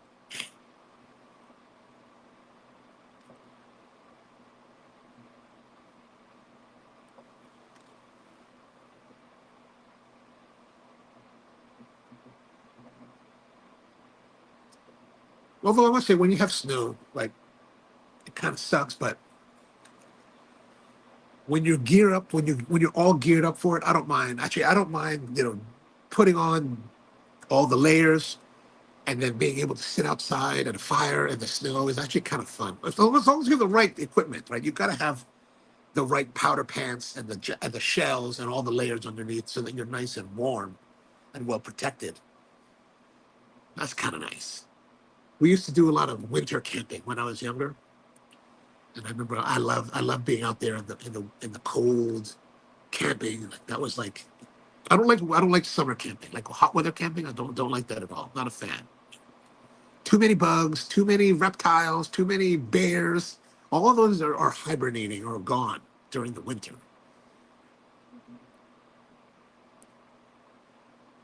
I mean, you're in your thermal underwears and your big lofty like snow sleeping bag, and then you get out and you're just you put your boots on and you're just wearing your long underwear and you're out there in the cold taking a piss and it's like nature. I don't have to worry about bears. I don't have to worry about snakes. Perfect. I love it. Devin says we have tourists and Florida drivers and only commercial food places. Plenty to be grateful for. Oh, they're very nice, right? And I remember when we were in the '90s when we would go down there, we would go there for the I think the SEMA show would be at Orlando, right? My brother and I went a couple times. We'd go to Charlie's Steakhouse. I think Charlie still exists. And Charlie was funny because we would go there. We'd have this like big crazy meal, right? The Charlie's evidently has like I think at the time they had a 48-ounce bone-in ribeye. We would order that and order some. I like was it crocodile bites or alligator bites or whatever it is. Like I guess they take the crocodile. They basically like crocodile nuggets or alligator nuggets. Actually, those are really good. We get that, and I would eat that steak for like 2 days. Take it back to the hotel, warm it up in the morning. There's your breakfast. Come back for lunch. There's your lunch.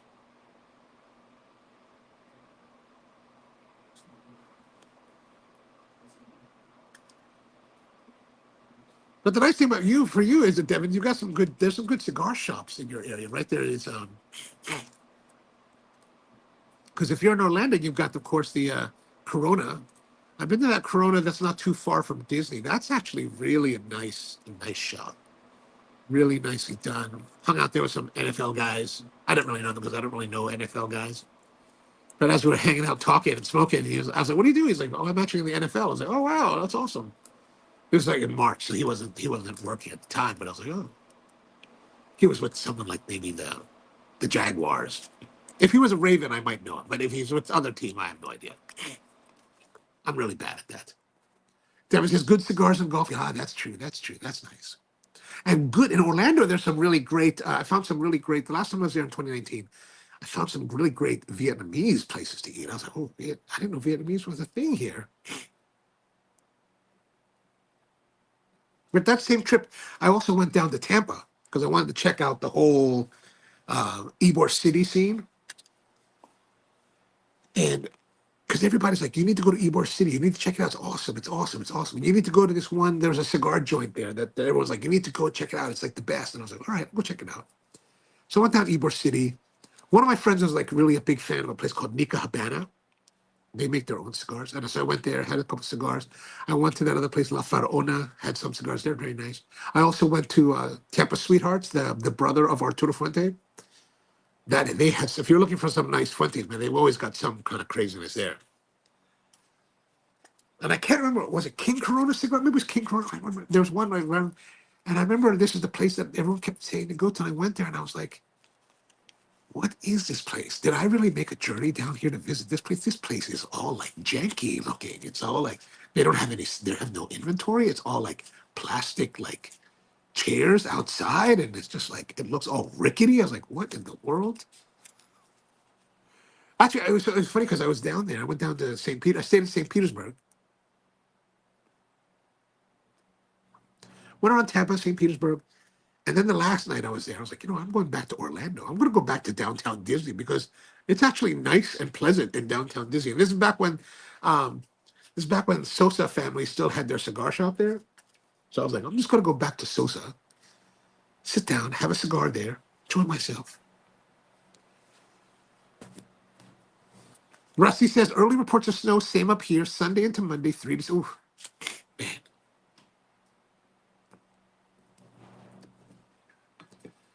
Oh, the snow. Okay, it's getting a little bit cold. I'm going to close the blast doors for a bit.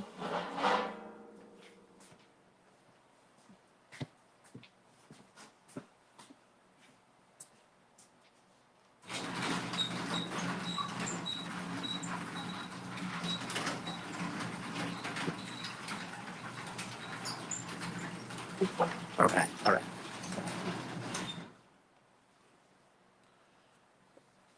Devin says Corona has a tobacco farm. I think you can visit, but don't. I think you're right. I remember when I was there, they had a cigar that I think they said was using tobacco that was grown in Florida. I was like, wow, really? Interesting. So I think you're right.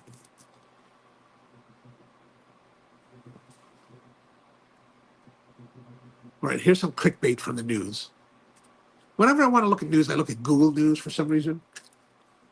So here's clickbait. Okay, clickbait.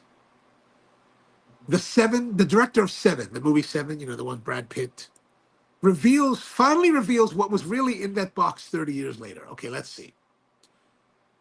David Fincher says what they really put in the box before filming. No, yeah, see, this is why you have a. The director, David Fincher, dismissed reports that said that the mystery box contained a prosthetic replica of Gwyneth Paltrow's head. He says, we think we had a 7 or 8 pound shot bag. We had done the research to figure out if Gwyneth Paltrow's body mass index was X, what portion of that would be attributable to her head? So we had an idea of what that would weigh, and that's what they put in the box. It's like, oh, that's just disappointing. A shot bag.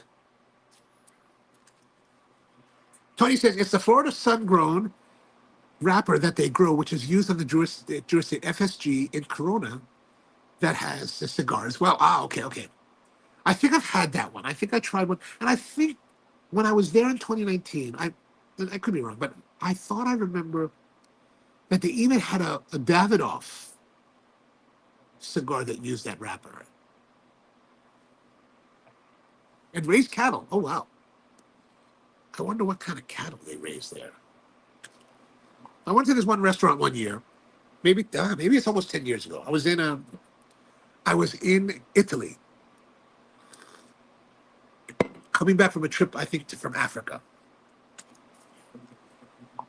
And I heard about this restaurant in the wilderness, in the far reaches of Spain, a place called Bodega El Capricho. Supposedly the best steak restaurant in the world. And I was like, what? Best steak restaurant? And I was reading about it, and they're like, yeah, they use this thing called buey, this cattle called buey, this ox. It's more like an ox than a cow, like shaggy oxen that the owner raises for like 15 years. So they're not like cows in America, cattle in America. The steak that we eat is from like maybe 2, 3, 4, 5 month old cows, something like that. And then they slaughter them. But these are like working ox that have a working life. And at the end of their life, this guy butchers them, slaughters and butchers them. And then he takes the sides, and he ages them for like ridiculous, like 15 months aging, dry aging, hanging in a locker. I got to tour the locker. But so I was like, what? I said, what? I said, what? And so it was this time, it was right around this time, I think. Because I remember I messaged them, and I was like, can I come eat? And they're like, we're closed from this day to this day. I think they were closed like until the beginning of like January. And I was like, they said, we open this date. So I said, can I come this Friday? And they were like, yeah, we can give you a reservation. When would you like to come? I was like, well, how about for dinner? They're like, yeah, come at 9:30. I was like, come at 9:30. All right, cool. So I was in Italy with hanging out with some of our friends. And I was like, okay, we're going to go. Hopped the flight to Madrid, rented a car, drove all the way out. So evidently this part of Italy, on the way out of, if you go north from Madrid toward a town called Leon, there's this whole like Western scape. So what's his name? Sergio Mangione or Sergio Leone, the famous Spanish director that did all those Westerns, shot those Westerns in this area. Like you see it, you're like, wow, this really does look like a Western set. And you drive through this, you go out to this place. It's in the middle of nowhere, outside of Leon.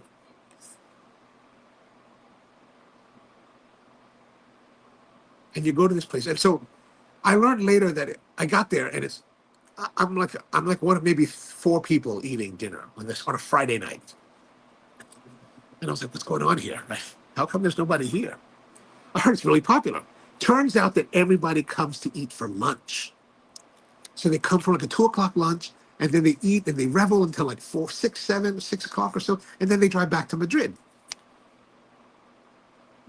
And then they have a 9 o'clock. Oh no, it was later. I think I got there at 10:30. And maybe it's 9:30. And because it was crazy. Like I got there the night before. I went to Victoria Gasteiz in the Basque region, because another friend was like, you need to try this one restaurant. So I got to that restaurant, steak restaurant, 9:30 at night. Empty. Place was empty. And I was like, wow, can I eat here? They're like, yeah. All right. I was like, man, I thought people were eating at 9:30. Oh no, man. People did not arrive. Like by 10:30, the restaurant was packed. 9:30, nobody was there. So the next night I'm at this place. 9:30, I get there. The only person there. So it turns out, like I said, everybody goes there in the morning during the lunch. Had this epic meal of like aged beef carpaccio, and then they bring out the side of beef for you to see, like this big primal cut. They're like, this is your meat. I was like, oh, okay. And like, you know, here in America, or a lot of restaurants, they're like, how would you like it cooked? And they don't ask you that. They're like, they don't care what you want it to cook. Like, They're going to cook it. The chef is going to cook it to the way that he wants to cook it for. He's like, this is how we're going to cook it. We're going to make it bloody. Oh, okay. Está bien. Es perfecto. So I was like, all right, good, good, good, good. So they bring it back. Man, it was a massive, like a massive meal. So it was really quite epic, really quite epic. So I was there until like, I don't know, 11:30, 12. And then they were like, would you like a tour of the kitchen? I was like, yeah. They took me to the kitchen. And you know, the old age, like I had the 8-year-old beef. I was like, it wasn't, I didn't get the 15-year-old one because I don't know if they had it available or it was just way expensive. I was like, it was way expensive. And then after that, they were like, yeah, you can hang out. I was like, all right, cool. So I sat outside, had my cigar, and they had a little like covered like tent there. Oh, and here's the interesting thing: like the restaurant, like the kitchen is like at ground level, but the restaurant itself is in subterranean caves that are old wine aging caves. So you go down into these caves that are carved out of the rock, and you sit in these alcoves carved out of rock, and you're like, there's no cell service. I'm like trying to, Instagram my like dinner. There's no cell service here. We're like, I don't know, 10 feet below ground. But if you have the chance, Bodega El Capricho in Spain, it's excellent. It's excellent. Mom says that it's no, I know it's beef. Ah, okay, okay. Oh, see, the cigar's gone out. I don't know what it is about the cigar. Like, I don't think I'm talking too long. But let's see what happens on the relay.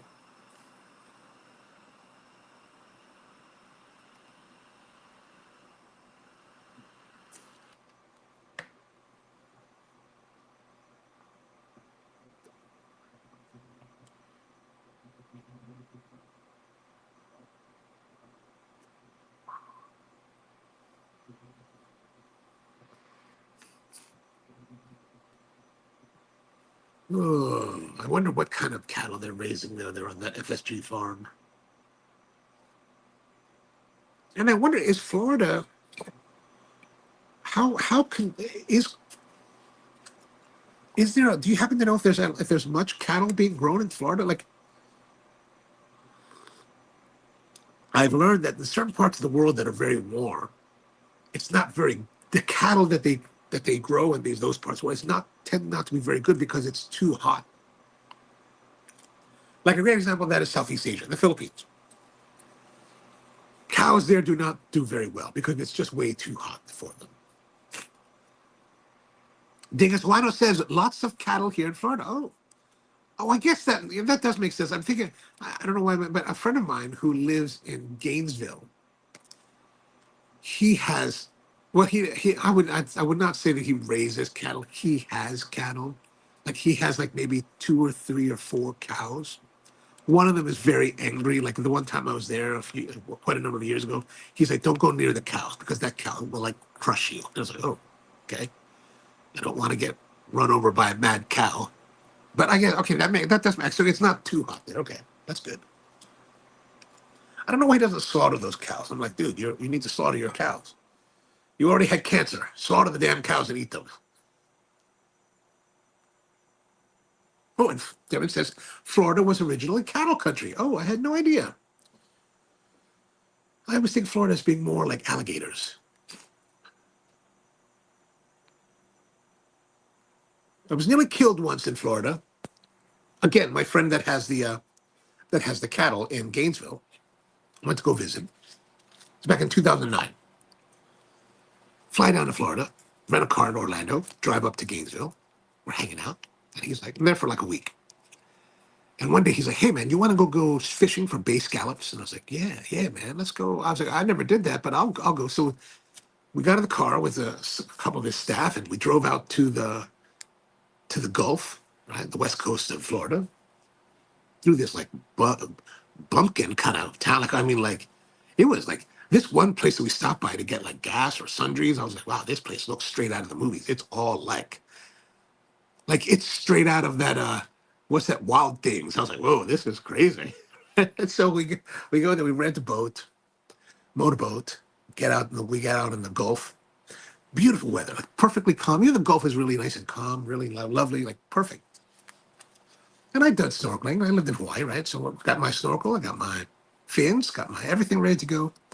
And say, okay, so we're gonna drop the anchor here.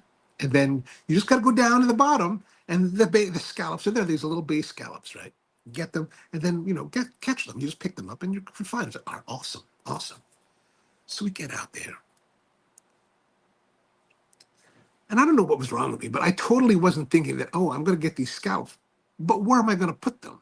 But I got my neoprene top on. I got my swim trunks, right? I got my fins. I got my snorkel. I got my gloves. I got my knife. I didn't bring my mesh bag. Like I left it on the boat. So I see some and I grab a couple. I'm like, what am I going to do with these? I got to do something with these, right? I got no pockets. I got to go back to the boat. So I'm swimming back to the boat, And the boat, like the shore is here, right? The shore is over there. And maybe the shore is like 100 yards, not far, right? We're not that far. And it's not that deep. Like if you know how there's swells, right? When the swell is low, I can actually almost stand on the bottom, right? We're pretty far out. Of course, when the swell is up, then my fins can kind of rub on the bottom. But either way, it's not terribly deep. But I'm swimming for this boat. I'm swimming for like 10 minutes.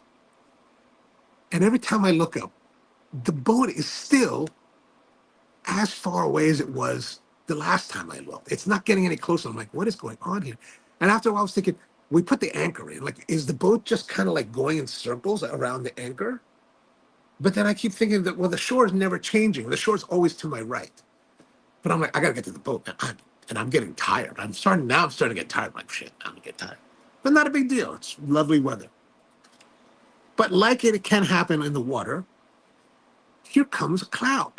Here comes a storm front, like a squall, not a heavy storm, but like a squall. And I was like, oh, this is bad. I was like, oh, this is not good. Now the waves are starting to get a little bit rougher, right?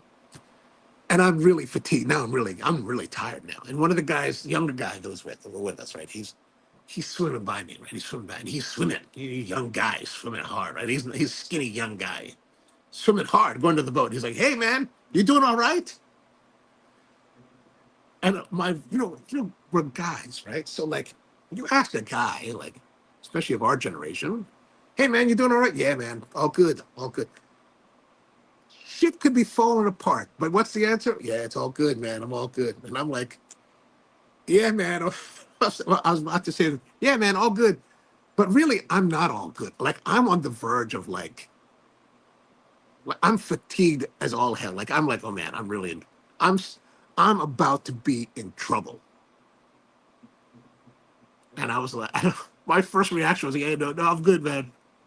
And then I realized that if I say that and he goes on, I may just drown right here, right now. And I was like, no, dude, hey, man, come over here and give me a hand.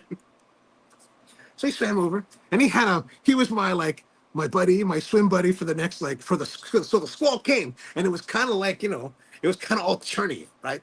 I was a little bit concerned, but it's not that deep. But it's a squall, so it passed really fast. And then he kind of went with me back to the boat, which really was helpful because it turns out what happened was that we thought we set the anchor, but we just dropped the anchor. We didn't really set it well enough. So what was happening was that there was like a 2 or 3 knot current that that was just running along the coast like this, and the boat and me were running along with it. And no matter how much I was trying to swim, I was never catching up because everything is moving. So I would never have made it. I was like, oh, I would never have made this. If this guy hadn't said something to me, I would have died. I would have died there in Florida. I would have met my demise in Florida, which would be a terrible, terrible thing. Seems like Florida would be a terrible place to die like that while trying to get base scallops. So I got back, took a rest. We ended up getting more scallops. I got my bag back. And we made a salad with it that night. It was really excellent. Really great time. Base scallops, of course, are really tiny. Once you take them out of the shell and you remove the outer layer of them. But man, sweet, delicious. If you have the means, I highly recommend it.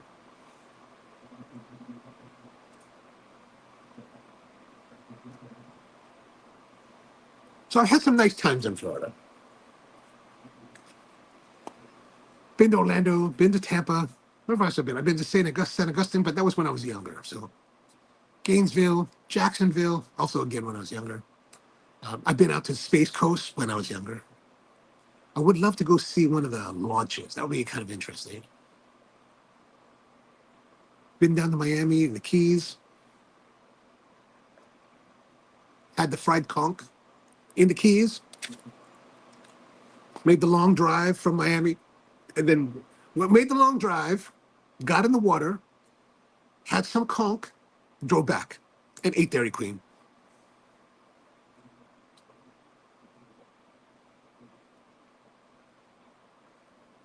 Got to cruise around South Beach, you know, be part of the beautiful people, checking out women. Hey, hey, how's it going? How's it going? Would you like to take a ride in my rental car? My little Chevy.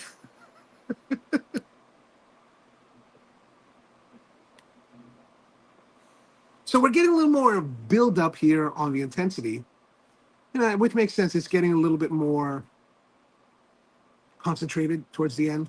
Plus, we had a relight. The relight didn't necessarily help it. It's brought a little bit of bitterness to it.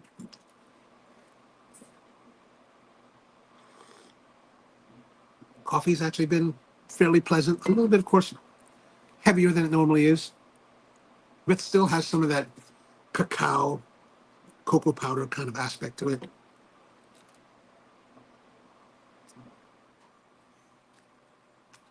I think it's okay for us to look. I think I'm going to say that we're still very static. Like Devin had noted, I think it's very static. 875. I think we're still going to hold it there.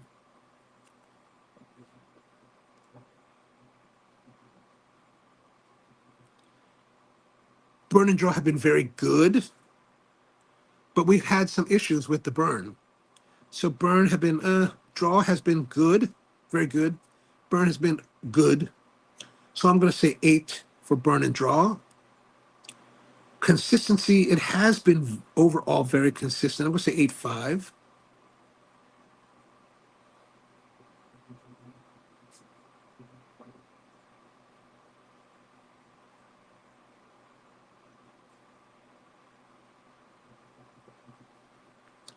And then overall, I think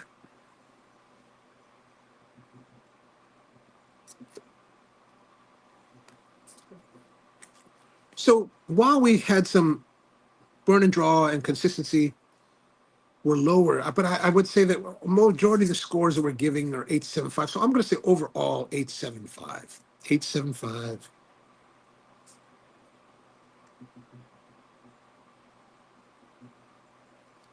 Which gives this a total score of 85 points. 85 points. So for the first cigar of the year, a very solid performance. 85 points with the Tatuaje 20th anniversary Grand Merveille. So very nice cigar. And like Devin has noted, it's definitely a very nice cigar for what, $13 to $15 worth smoking, worth a nice cigar to enjoy.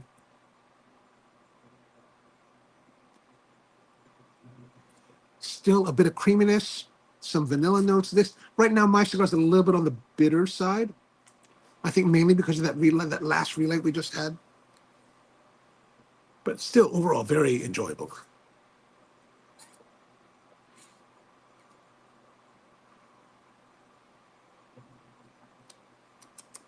Yeah, a little bit of bitterness now coming out. All right, so